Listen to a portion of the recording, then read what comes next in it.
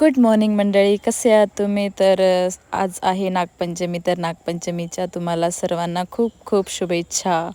आज मी बनवणार आहे पारंपरिक रेसिपी म्हणजेच पातोळे. तर पहिलं तर हळदीची पानं काढून धुवून घेतली आणि मग ही खोबरं आणि गूळ असं व्यवस्थितपणे गरम करून गुळचून करून घेतला आणि अशा प्रकारे मग त्याच्यात थोडीशी वेलची पावडर घालून व्यवस्थितपणे मिक्स करून घेतलं आणि तांदळाचं पीठ मळून घेतलं, जसं की मोदकाला तयार करतात तसं.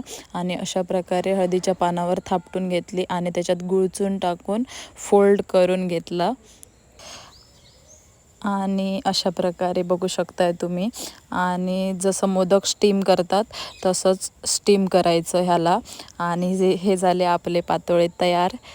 तर रेसिपी कशी वाटली नक्की कमेंटमध्ये सांगा आणि व्हिडिओ आवडला असेल तर नक्की लाईक, कमेंट, शेअर आणि सबस्क्राईब करा. बाय.